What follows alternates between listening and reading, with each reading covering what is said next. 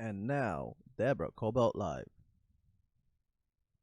Thank you so much. And thanks everybody for joining us today on Deborah Kobylt Live. Very special guest joining me today, my friend, Zara Milken, who calls herself the Flexible Neurotic. That's the name of her latest podcast. Thanks so much for joining us, Zara. I'm so excited to be here, Deborah. As I told you on the phone, this is my first podcast where I'm not the interviewer, I'm actually the guest. And so I just want to say thank you for having me.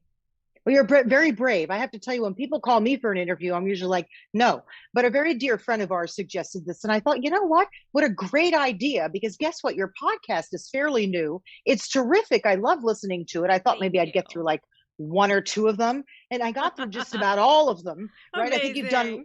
you've done like 11 episodes so far. But let's back it up a little bit. Talk about why did you decide to start a podcast? What was going on in your life that you wanted to sort of, what do you call it, self recreate where you were in your life? That's a good question, Deborah, because that's where it all started for me. I'd like to say that I'm a nerd. I'm a very performance driven person, and my whole life I really was trying to get the grades, have certain outcomes, go to an Ivy League school, get all these degrees, and I was used to having all of these goals and outcomes.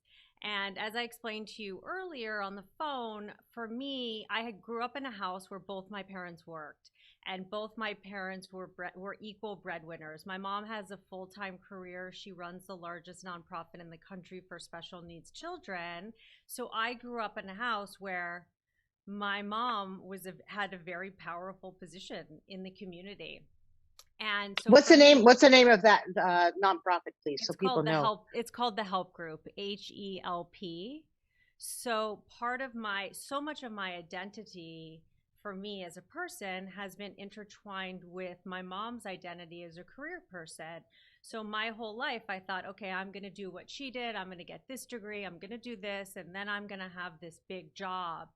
And after my PhD, I taught in the Graduate School of Education at USC.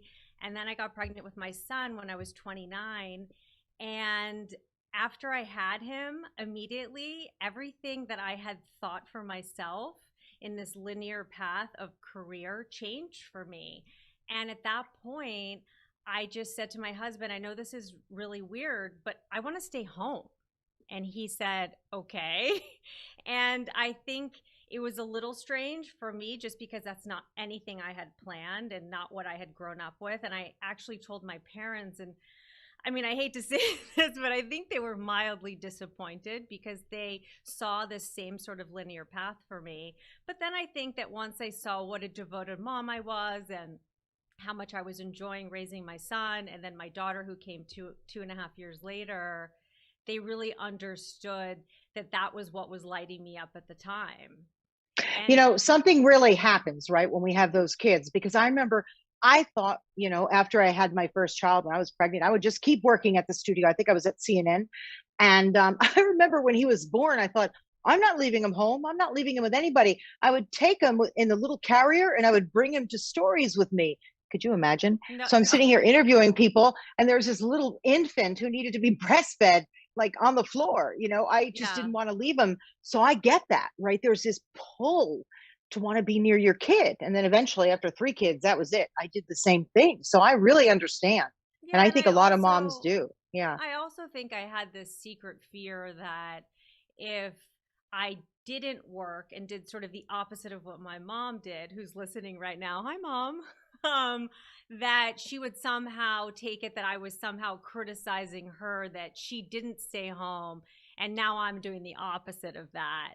But I think that she really understood for me that it wasn't about what she had done or what I had planned. It was just about me living in the present moment and doing what was best for me and my family at the time. So although my parents were, like I said, mildly disappointed at the beginning, like, wait, we just paid for like 4 million years of schooling for you, and now you're not doing the career thing, they eventually got over it and were super psyched to see me as a mom and a wife and a community member.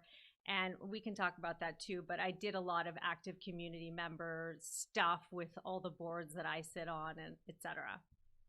Well, you do that, right? You have your kids, you get involved in school, right? You served on the board at their school. And in fact, our kids went to the same school, right? At, Yes, at, at yes. one point or another. So I get it. And what I love also, let's back it up even further. You met your husband when you were in, I think, middle school or high school. So that's adorable, right? You ended up going Yes. to college together. It's a lot So of you're years also, together. yeah, I mean, but you're just an adorable unit. So he knows you. So when it was time for Sarah to work, that's okay. You got your PhD, that's amazing. But I think when it was time to take that break, I think it's great that he gave you that space too, right? But I get it. It was a confusing time for you because you're like, wait a minute, why did I get my PhD? But Right. how did you feel all those years while you were doing the school board stuff and picking up kids a lot of times? Were you completely satisfied in that space? That's a really good question, and it's something that I don't want to say struggled with, but definitely thought about a lot over the past 16 years. I think for me, because I was so used to these sort of outcome performance markers, that when I took that part out of the equation and I was, quote, just a mom, if I can say that about myself, um, part of me felt like, wait, but what's mine? I'm a mom, I'm a wife, I'm driving carpool, I'm a trustee on these boards, but do I have anything to call my own? But being a perfectionist, I just thought, well, I can't do two things perfectly, so I'm just going to pick one. And I think looking back on it, like I've said in some of my podcast episodes, I think there could have been somewhere in the middle. And I Yeah. think that I hope for my daughter, who's now 14, I hope that she sort of sees my mom as one end, maybe me as the other end, and hoping that maybe if she has this internal struggle also, that perhaps she takes certain lessons and golden nuggets from my mom's career trajectory and mine and sort of comes up with her own plan of somewhere in the middle. Because I really do think there is value in doing what your heart says you're going to do and you want to do, but also being able to do both. Yeah. Let's talk a little bit about, so you were doing all that great stuff with your kids, driving them, serving on boards, fortunate enough that you were able to stay home with your kids, right? So many moms want to recreate themselves. They have no idea where to start because they've got to hold the two jobs, right? But as you were one day, I think you went on a walk with a friend of ours, Yes. and you were saying, gosh, there's something else out there for me. I know it. I love being a mom. So tell me what happened. Like what helped you pivot into the flexible neurotic? And by the way, I love Yes. that name. I Oh, love that thank name you. because I'm so the inflexible neurotic, like don't even get me started kind of a thing. Like, no way. Like, I love that you're the flexible neurotic. I'm exactly the opposite. So Yeah, anyway, what got except, you but I started? will interrupt you and say that my kids would disagree and my husband would disagree. My friends would be somewhere in the middle. But I know you've asked me this before, but I think that before I talk about what got me started, defining the flexible neurotic really quickly, basically for me, was I'm one of those people who is going to neurotically ask questions to the point where there's no more questions to be asked. Like I could drive someone clinically insane. I mean, That's a good thing. I walk into the pediatrician's office and they're like, "Oh shit, she's here." That kind of thing. And I think the flexible neurotic came to be in that I had neurotically ask all these questions, try to gather both sides of a situation. So for example, when I wanted to think about getting my kids the HPV vaccine, I wanted to know all the research for it and all the research against it, have that information so that I could take a deep breath and flexibly make the best decision that I could that I felt was good for my family and for the situation. So that's sort of where the flexible neurotic came, in that when you neurotically research, and you have everything in front of you, then you can flexibly move forward. So that's Yeah, how the welcome. flexible neurotic came. I was going to say, welcome to the world of being a reporter, because that's all we do. I'm the same way. I walk into the pediatrician, they're like, "Oh my God, could you handle her?" But Yes. the truth is, Sarah, I think we just want information. It's really not Yes. enough to be told, "Oh, it's fine, it's safe." It's like, whoa, whoa, whoa. How is it safe? Explain it to me. What's in I it? want to know What can all the happen? research studies for, I don't against, know. every aberration. I know. That's I think it's a good thing. But anyway, so everybody calls you neurotic and you're the flexible neurotic. So you're on a call, not a call, you're on a walk with your friend mm-hmm.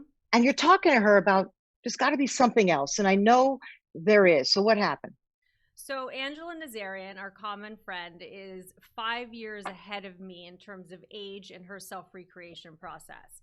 So we went on a walk and I said, Angela, we've been friends for so long. We've served on boards together, or do Visionary Women. We do all these things, but I want to know how you went in your life from quote being a stay-at-home mom. She was teaching one course in psychology at the college level while she was a mom, but she didn't have a full blown career per se. So I said, I just want to know, I'm a very linear person and I want to know step by step how you do it. So she said, Sarah, you have to really think about what's floating inside of you, what your passions are, and what lights you up. And I thought, oh my God, that seems so easy, but so hard at the same time. And she said, what Right. I did was I hired a life coach. And I was like, a life coach? Like, what are you even talking about? I've gone to therapy before, but that's not a huge part of my life. And I really didn't understand what a life coach was. And she said, it's sort of like a mentor, and you meet with them and they don't tell you what to do, but they actually kind of go into your mindset and help you figure out what you're good at, what you want to do, what you would do if no one was watching. And I think for me, meeting this life coach was, well, actually I talk about in my solo cast, there were actually two people that I worked with, but they were very different, but I won't get into all of the details of that. But the main life coach that I work with, her name is Carrie Rose. I hope she's watching right now because she's so precious to me and this whole self-recreation process. And what she did was is she took all of my self-limiting beliefs. Can I do this? Who's going to listen? How do I start over? I'm used to sort of being at the top of what I'm doing. Like, how do I start at the bottom? How do I have a podcast with 0 listeners and start an Instagram with 0 followers at 45 years old? Like, how embarrassing is that? And so she helped me really think through those self-limiting beliefs and come up with a step-by-step plan of what's your next step, Sarah? What's your next step, Sarah? And she doesn't necessarily tell you what to do, but she helps you figure out how you can figure out your own path. How did she So get you through the fear part? Because that's a hard one, right? We all have self-doubt and self-fear. And, what did she do to get you through it? And to be clear, not everybody needs a life coach. They could go to their grandmother. They could go to somebody they really correct. trust. But this was someone who really resonated with you. So you grabbed it, So how did she help you get through that whole fear thing? I think it was just really looking at my life. We talked about like all the relationships in my life, my parents, my grandparents, my friends, how I moved through it, what were any of my insecurities, what were my strengths, what were my weaknesses, what were my triggers. Because being a neurotic person, I'm a reactive person too. So that was something that I really needed to address for myself. It was, how do I figure out right now in the second half of my life at age 45, how to become more flexible, how to become more centered and not feel so all over the place of, should I be with my kids? Should I have a career? How do I start over? How do I start something new? How do I have all these people judging me? And it was really just sort of laying it all out and writing it out. And I know a lot of people talk about journaling and writing, and it seems esoteric and hard. It did to me too. But like you said, I was fortunate enough in being able to hire this life coach who became a very, dear and close friend of mine to take me through these steps. And we met on a weekly basis right when COVID started. And it was just by coincidence that COVID started. We were all hunkered down in our homes, and my kids were busy with Zoom school, my husband busy online with his work. And I really needed to dive deep inside of me and figure out what my next expansion movement was going to look like for myself. So how did you happen upon a podcast? That's interesting because you're neurotic and you ask so many questions. Aren't you like the go-to person? It's like, Sarah, I need to know this. What do you think? Like you're the go-to, right? Yes, 100%. I'm glad you mentioned that because I feel like if you talk to most of my close friends, they'll say, "Oh my God, Sarah's that person that I call, that I go to. She knows everything. If I want to know something about a vaccine or, what classes my kids should take or this, that, or the other, I'm calling Sarah." So I'm actually so happy when I don't know something because it gives me an opportunity to do my nerdy self research. But going back to what you asked me before of how this all got started, I really felt like at age starting at 35, because I had Jake at 30. So I thought, okay, I'm going to go back to work when I'm 40. I'm going to go back to work when I'm 45. It Right. never came because it Yeah. just seemed too big and too scary. And where do I start now? I've been out of this for 16 years. So I think Carrie Rose was actually very helpful in sort of breaking that down. And what happened was, when you're asking me about how did I pick the podcast? My daughter gave me a birthday present for my 45th birthday last year, and it was a golden box. And inside the golden box, she had gone to all of my friends and asked them to write inscriptions of what do you think about my mom. So when I opened that box, of course, I was so moved because for a 13-year-old girl who's in like middle school hell drama of hormones to actually create such a meaningful gift like meant the world to me. And I thought, okay, gold star for parenting, like wow. Or my husband made her do it, but no, that I don't didn't know. happen. I have three sons. I couldn't imagine they would ever do that for me, right? Oh, hello. Could you tell me tell me a little about my mom? I mean, I couldn't imagine Totally. when you told me this story, I thought, gosh, how delightful. I That's just know. really incredible. It She's an was old really, it was soul. very She's an old soul. thoughtful. Yes. Yeah. So when I went through all of these inscriptions, they all said the same thing. It was like my pretty nerdy friend that I go to for everything, my neurotic friend who seems to know it all. And when I looked at all of them, they had this common thread. And I thought, wait, is that my strength? And, I talk about synchronicity a lot in my podcast. And I think what happened is I got that gift. The next week, I went on that walk with Angela, who I consider my friend, mentor, and friendtor. And she told me about getting a life coach. I got the life coach, COVID hit. And then when I started talking to Carrie and another life coach named Ryan Haddon, I realized that I needed something that had a creative element to it. But I'm not an artist and I'm not a producer and I'm not a film person, but I'm a creative person in my mind and my heart. So what could I do with that? And so many people in the past, I'd say like 10 to 15 years, have been like, Sarah, you should write a book. You have a really self-deprecating sense of humor. And when you write, we can hear your voice in it. You should really write a book. And my husband, who knows me better than anyone, was like, please do not write a book. Please. We had seen my mom write 2 books and, it was a lot. And he said, you're at the stage you're in right now, you're looking to engage with people, to quote, get out of the house. If you write a book, it's going to be a very solitary experience for you. And I think you really need to do something that's more people engaging. And I was like, oh, thanks for that. What's the answer? And he was like, I don't know. When was the day that the word podcast got into your head though? I would say 2 weeks after getting the birthday present, going on the walk with Angela, talking to Carrie and Ryan, the 2 life coaches, and COVID starting, and realizing that a book was going to be too solitary for me. Literally, I was like, a podcast. I can talk, I can ask 10,000 questions, and I can research like 3 of my favorite things. I But love I had that. no idea how to do it.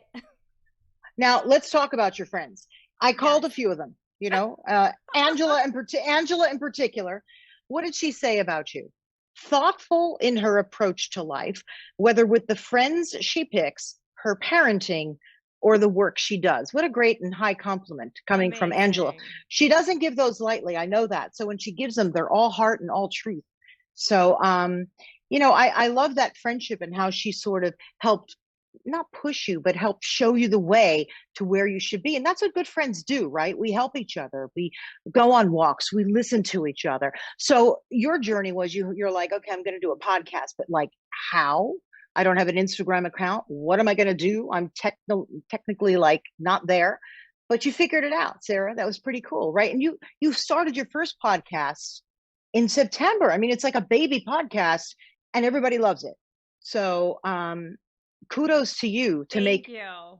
good time for yourself during COVID. I say to people, a lot of people are like, oh my God, I'm in my house. I have nothing to do. I'm like, you don't get it. It's a perfect time to figure out what to do with your life in COVID because you don't really have to show up for anything but yourself, right?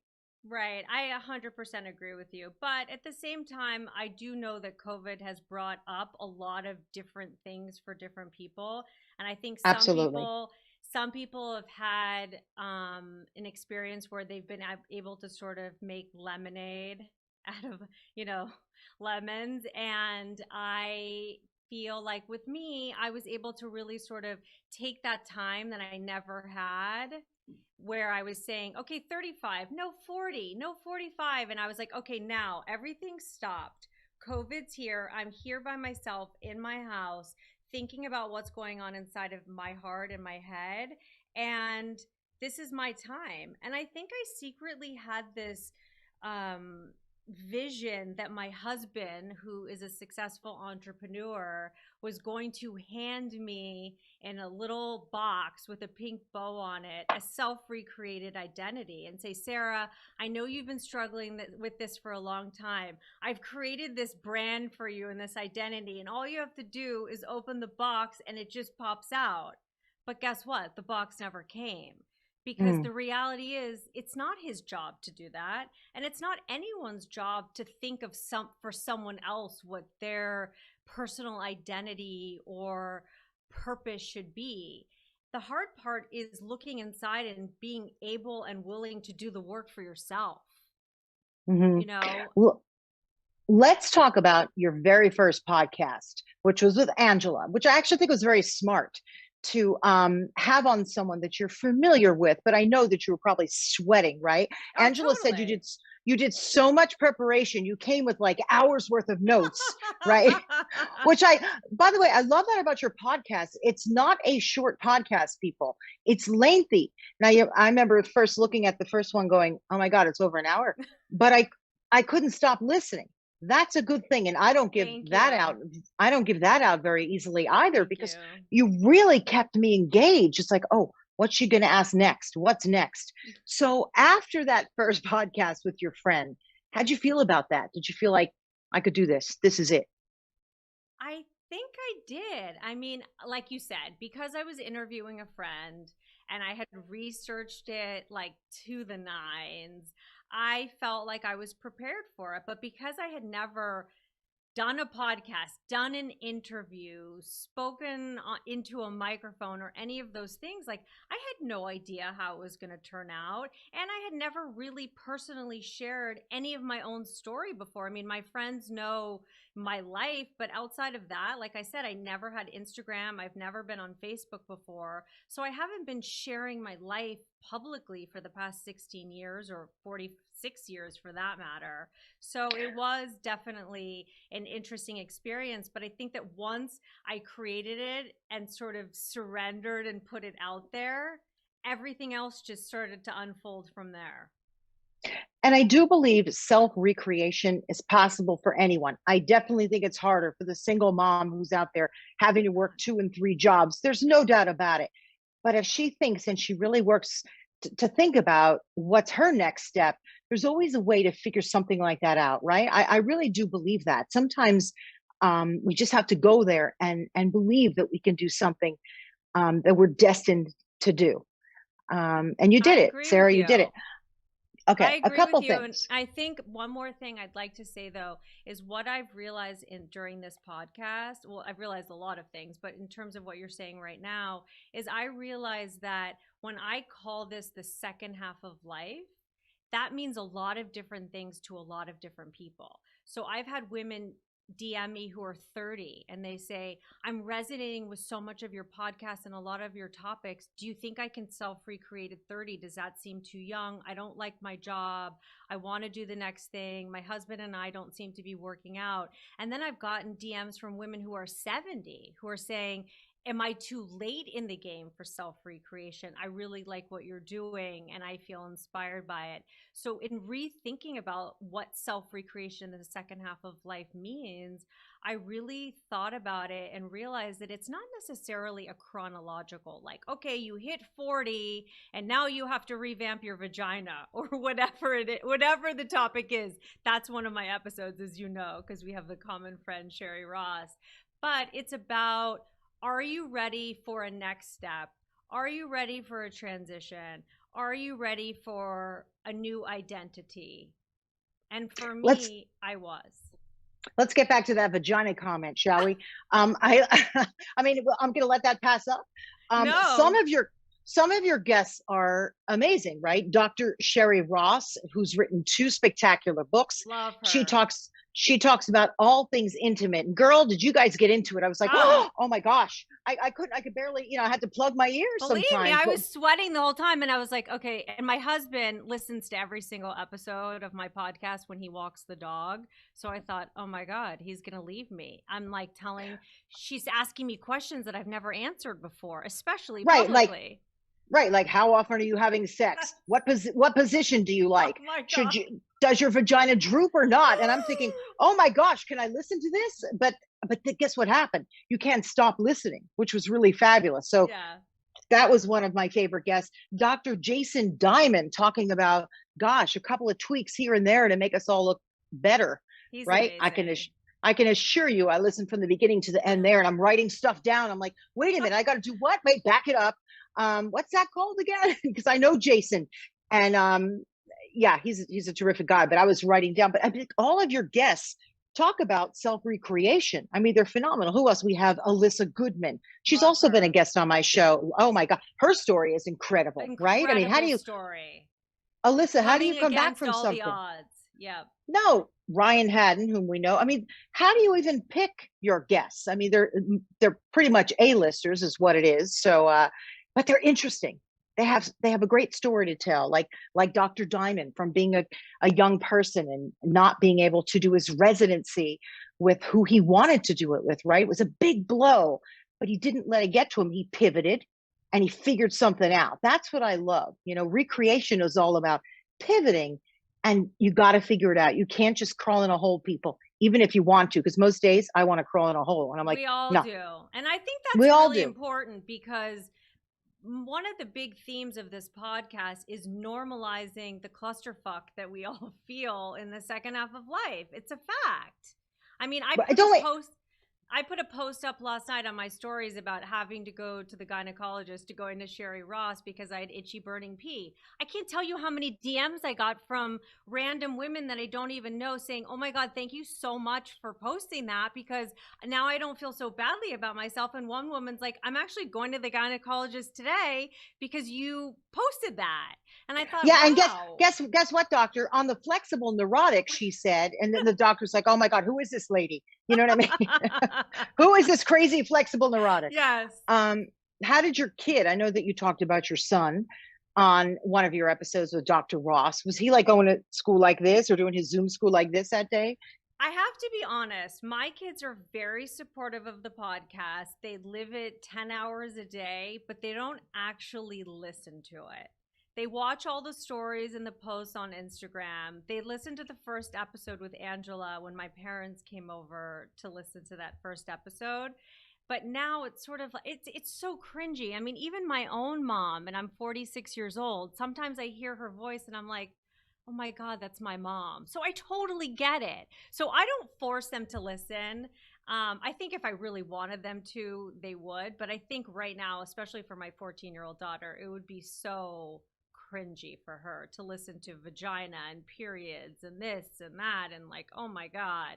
But everybody knows about it. Their friends know about it. It's no secret in this house, believe me. That's kind of interesting, because my 3 boys grew up with 2 people in the media, right? I've been a news reporter on television. My husband's on the radio.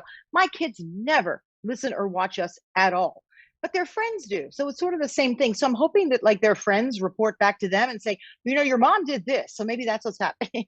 Oh, totally. Right? And all of their friends, I mean, talk about the flexible neurotic. I mean, all of their friends, both my son and my daughter, their friends think I'm like the coolest mom ever. Right? Okay, They're there like, you go. she's so chill and she wears cool clothes and she's so chill. She like doesn't get upset when there's like trash on the breakfast table or whatever. And they're like, yeah, but you don't know what she's like when the door closes. When the Yeah, I front get door that too. closes, she becomes like, I mean, it's true. I mean, my son actually said the funniest thing to me, and I mentioned it on one of my podcasts. He said, on a scale of 1 to 2, Mom, how flexible are you really? And my whole family cracked up. It was so funny because I don't think they see me as flexible. No, our kids never see us as flexible. Look, I told you they call me crazy all the time. Crazilla. It's like, thank you. I'm doing my best, but hey, all right, I'll take it. At least you're listening somehow. Then they Somehow. like to make fun of my cooking, which is so deserved. You have no idea. If I told you, did I tell you what I did with a pie recently? No. I tried to heat a pie, right? My oven was hot. So this is true. We have 2 ovens and it was still hot from, I don't know, putting food in there. So I wanted to heat up a pumpkin pie over Christmas. The oven wasn't on, it was just hot. I didn't use that top oven until like about 3 weeks ago, and I opened it up and there was the pie. I'm going to send you a No picture. way. It's Oh green. my gosh. It was green, and I sent it to all my kids, and they're like, "Yeah, Mom, that was like the time that you put the pizza box in the oven to try and heat up the pizza." Oh I my mean, there's something. gosh. What kind of an Italian does that anyway? So, Oh my gosh. this Well, is I don't this is cook the at stuff. all.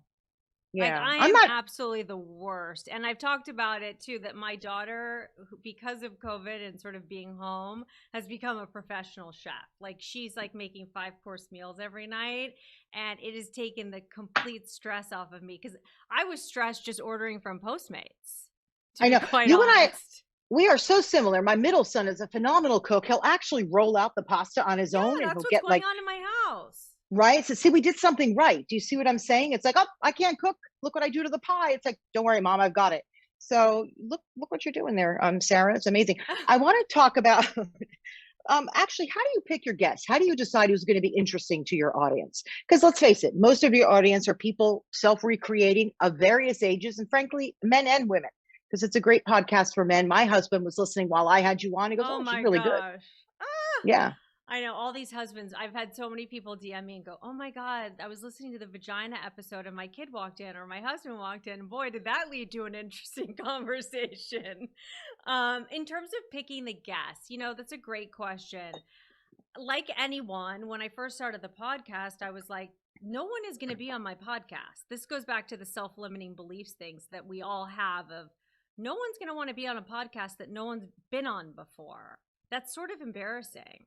So how do I do that? And so I talked about in my solo cast that I started a website because I felt like, okay, if I have a website, then I look like a substantial person, even though I don't have that much to put on it. I can convey who I am as a person, that I do have a PhD in educational psychology, that here are my 2 children that are living with me and my husband and my dog, and I'm a real person. And then I felt like, okay, well, at least I have a website, even though there's not that much on it. I haven't written 20 books or 18 research articles. And then I realized that I would actually have to ask people. So I started with Angela, who is one of my friends. So that made it easy. And I think that that's a really good step or tip for people listening is think about the people that you know. And they don't have to be the most famous people in the world, but just people that you know that you can ask a favor of. Because this whole world is about doing things for other people and stepping it up and paying it forward. So Angela was kind enough to be my first podcast guest. And then Pamela Salzman is an old friend of mine. Her in-laws are friends with my parents. I hadn't talked to her for a long time. And I called her and I said, Pamela, I started a podcast. Would you be my guest? And she said, yes. And I was right. so revved up that everyone was going to say no. And I'm not going to It's say like that every person it's like said asking. yes. It's like asking the pretty girl on a date. It's like, oh my God, she said yes. Oh my God, it's unbelievable. And then it gives you a little more confidence, right? It's like, hey, I got this. Yeah. And it So doesn't always that's work out. And I think the sort of bottom line of it is being scared and doing it anyway. It's like me today saying yes to this podcast. I was like, oh my God, I just said yes to a podcast interview. I've never been the one interviewed before, and I've never been on something that's live. I haven't even done Instagram lives yet. And so many people have asked me, and I haven't done them yet because of my own self-limiting beliefs. I don't know. I sort of like going live because it's like I can't screw up. And if I do, it's like, oops, oh well. Right. I want to circle back to something that you said about like 10 minutes ago about your mom. So when you did your first podcast, I love this story. If you would briefly share it with us, you brought them, your mom and dad, in the yard, right? You plopped down your computer, you lifted it up, and you said, be quiet and listen, right? And they were like, oh my God, they were like crying because it's like, Sarah, this is amazing, right? They were proud of you. Yes. So what happened with this whole like parents and the podcast and self-identity, like I said, I knew my parents were disappointed that I didn't take on this huge career that they had expected I would. But at the same time, they were super proud of the parent I was and the family that I had created with my husband. And so when I started thinking about the podcast and working with Carrie and Ryan, I actually never, as close as I am with my mom, she's probably hearing this for the first time and like collapsing, but as close as I am with my mom, I didn't discuss it with her. And I didn't discuss it with my friends. The only person who knew about it was my husband, other than Carrie and Ryan. And the reason I did that was not because I thought I was going to be judged, but because I wanted to protect myself. I thought, if somebody makes one comment that I misinterpret, I could completely get derailed. And I want to do something that's for me without input from anybody else. And I feel like so many times in our lives, we do live like so many people are watching us, and who's saying what, and who's doing this, and who's competitive and who's not, that I really just wanted to do something in my own little container. So after I had developed the website with the website designer, and I had recorded the first podcast and had it edited. I didn't even have an Instagram at this point. I invited my parents over. I mean, I haven't seen them that much, unfortunately, due to COVID and, underlying health conditions and all of that. So I had told my parents, come to my backyard. We'll sit 15 feet away. We'll have masks on, all of that. But I really need you here. So my parents agreed to that. They came over and I said, guys, I'm not going to say anything. I'm not going to say much, but I'm going to go grab my computer. I'm going to come right back outside. So I start playing the podcast with Angela, and they were like this. And I paused it and I said, I haven't told you, but I've been working on a podcast for the last few months. This is my first episode with Angela. I hope you enjoy it. And they were blown away. Both my parents were crying. They couldn't believe it. It was such an emotional thing. And it sounds so crazy, but I think that we all have so many memories or emotions tied into identities and what we thought could have been or should have been or would have been. And right at that moment, I was like, they're proud of me. I know they're proud of me as a parent, but I know that now they're like, proud of me that I have found something outside of my children and my husband that's just for me. And even if only 3 friends and my mom end up listening to the podcast, then I've done good by them. And it was really an amazing moment. Oh, I'll bet. Couple of things, right? A couple of, what do I call them? Sarah-isms. Okay, let's go for it. I'm going to just sort of list them, right? You always start your purpose with your intention. What is your intention for the podcast? I like that. Some of the hi, good peeps. I'm thinking, wait, does she say that for all of them? Next one. Hi, good peeps. So they're your people, right? Hi, good peeps. That's a Sarah-ism. Golden nuggets. You get little golden nuggets from your guests, and what you do is very impressive. You sum it up at the end of the podcast for people in case they couldn't listen to the whole thing. It's like, all right, fast, let's go to figure out what they're saying. What should I do with my vagina? And wait, where do I need to put stuff?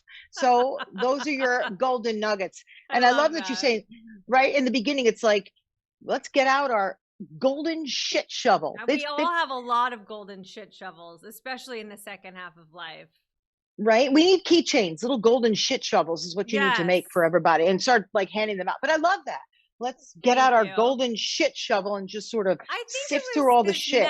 It was like a metaphorical term, and tangible thing that I could present to the audience and say, look, hey, let's get out our golden shit shovels. Let's normalize our shit in the second half of life. We all have it. We all have spouses and maybe kids and things going on and wondering who we are and how we fit into the world. And let's dig through it together. And I think that that's essentially what the podcast is trying to inspire other women to self-recreate in the second half of life. Because I'm doing it, so do it with me. I'm a 46-year-old relatable woman going through all the same shit you are. So let's do it together. I'm going to interview experts who I find and think bring light to any situation that's related to the second half of life. And I'm going to ask them 10,000 questions to the point where they probably want to like disconnect the Zoom and try to dig for these golden nuggets that we can all use, that are actionable items that we can start using to change things in our lives. It's not easy. That's what I like about it. These are actionable items we can use in our lives, like the golden nuggets. Here's how you could do it too. If you work hard, everybody has to work hard at it. Here's your toolbox, number one. Number two, I like about, you talk about purpose, because really you can't do anything and reinvent or whatever the word you want to use unless you sort of sit down and write it down and figure out what's your purpose, what's your intention, how are you going to do this? And I get that from all your podcasts too. It's not just fun and a great conversation. I leave there with my golden nuggets, my Sarah-ism. So I kudos to you for that, Sarah. Thank you. I appreciate that. Yeah, it comes full circle. A couple things about you that I need to know. What's on your bucket list for life? Okay, you just turned 46, I think, like a day or two ago. Yeah, so happy birthday! Thank you. Happy birthday! What's on your bucket list? Like, is there a place you want to visit? Is there something you want to do? Tell me. I think, on a personal level, I think it's just growing this podcast, not in terms of growing it in terms of, oh my gosh, I need this many listeners or this many downloads. But what I find interesting about this process is that the podcast, my husband, for example, is a hobbyist. Like, he has 10 million hobbies. He plays tennis. He plays the piano avidly, like all of these things. He's a Crestron, like TV expert. He can program your house to like turn the lights on and off. And I'm not a hobby person. Have him come here, please, because we can't figure that shit. Everybody wants him, I know. So I'm saying that he's a hobby person and I'm not. But what he doesn't understand, sometimes he's like, you're spending so much time on the podcast. You're working at night. You're working on weekends. And I'm like, you know how you have all of those hobbies that are your own, where you put on your earphones and you play the piano every night for an hour?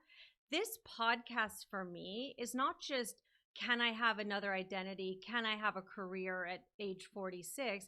It's also like a hobby. There's a creative aspect to it. I'm interacting with messages from listeners. I'm creating content. And for me, I think when you go ask me the question about bucket list, it's growing this bigger, seeing how much more I can add to it and what comes of it. Because it really is not just a job or a thing to do or keep me busy. It's really become part of my identity and a hobby. Yeah. Plus, I know you're somebody who likes to help other people. And when people reach out to you and say, wow, Sarah, if you can do that, I can do it too. Or what do you think about this? I'm 70. I know that gives you a lot of personal satisfaction 100%. too. And I feel like everyone who reaches out to me knows, if you follow me on Instagram, I'm going to write you back. And if you message me, I'm writing you back. The woman this morning who told me who was going to the gynecologist, she also added something about how she was reading Laura Berman's book and she was inspired to read it because of me. And I responded to her and told her how I got through Laura's book and some tips. And she said, thank you so much for taking the time to write this long of a message to me. Nobody does that. And it's not to say that I'm special or doing something so unique, but my thing is like, everybody wants to feel seen and feel heard. So if somebody's going to take the time to follow my Instagram, read and listen to my content, I want them to know that I'm listening back. That's wonderful. Gosh, I think that's a great place to end our podcast because it's true, right? It is so true. You are listening back and you're there for all women, no matter what they do, where they live.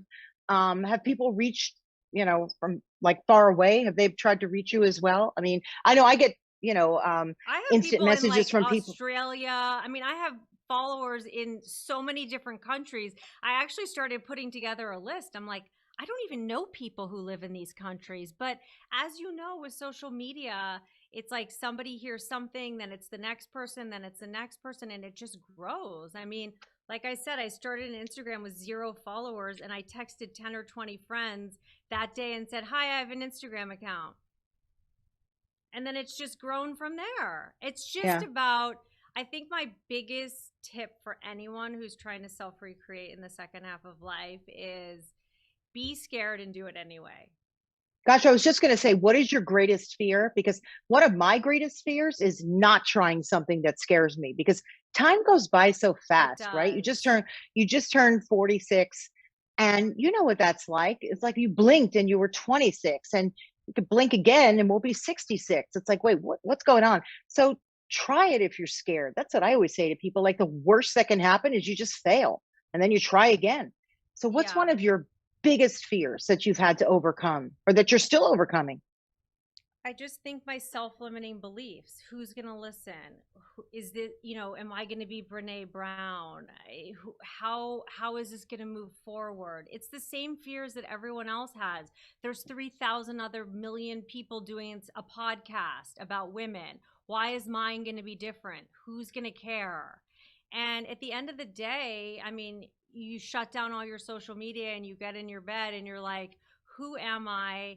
What am I here to do in this world? What lights me up? What makes me feel expanded and energetic? I don't want a job right now where I wake up every day and I'm like, oh. And obviously, I'm fortunate enough to not have to worry about that, obviously, with my husband working and such. But for me, it's what's going to make me feel expanded and energetic. What's going to give me that tingle and make me want to get through my day in the happiest way that I can. Tell us the next podcast that people can look forward to. What's coming up? Tomorrow, Kevin Nealon from Saturday Night Live, so funny, comedian, actor, and his wife, Susan Yeagley from Parks and Recreation. And we are doing a podcast called Live Like No One Is Watching. And these 2 actors and friends are so hilarious. The episode actually went 2 hours, and I cut it into 3 parts, so that I'm hoping that the listeners are just as enthusiastic as I am about these 2, because we dive deep. We talk about self-recreation, conquering fears. And as an actor, you have so many failures or quote failures, and how you get back up and start again. And they talk about raising their teenager. And it's just a very relatable podcast episode about how we can all do it the second time around, and to live like no one's watching. Because like I've said throughout this episode, self-limiting beliefs are so hard. It's like, how do you get unstuck?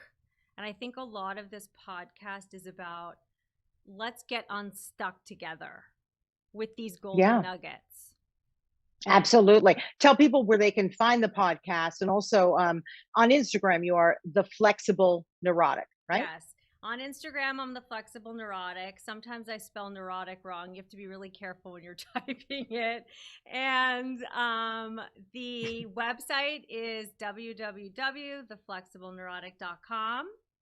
And I am on Facebook and on Twitter. I'm not super active on either, but I felt like I had to cover all my bases because I am neurotic. And that's me, Sarah Milken. Yeah, and all audio platforms too. Let's not forget that, right? Yes, You're on Spotify 100%. and all that stuff too. All podcast platforms as of now. Yes. Beautiful. So the flexible. Yeah, I love it. So from a flexible neurotic to an inflexible neurotic. I so appreciate, Sarah Milken, that you came on our show. Did you have a good time? I had being such a guest? good time, and thank you so much for helping me step through one of my fears of being on someone else's podcast and being live. It was like a 2-for-1 with you, Deborah. Yeah, and right, didn't you, like, after a while, if you're like, you weren't even live, and if you did feel you're alive, it's like, oh well, who gives a shit? It's like, I'm here now. Totally. So right? You helped me step through my fear. Thank you. Oh, you're welcome. And that's a wonderful thing to hear. So thank you so much, Sarah Milken. Thank you. Please look her up, The Flexible Neurotic. Like I said, when I listen, I don't stop listening. I find it very, very interesting. I enjoy it. And those golden nuggets are the best. Like you could just wait till the end and you're like, oh, yeah, that's right. They said that. Oh, I'll do that. So it's really terrific. Very well done. Very well planned. Sarah Milken, The Flexible Neurotic. And everybody, I hope you really enjoyed our podcast today with Sarah Milken. Please reach out to her on all platforms, on her Instagram, on her website, everywhere else, and listen in, The Flexible Neurotic. And always listen to us, please. Deborah Kobylt Live. Like us, love us, comment. And until next time, I'm Zara Kobylt.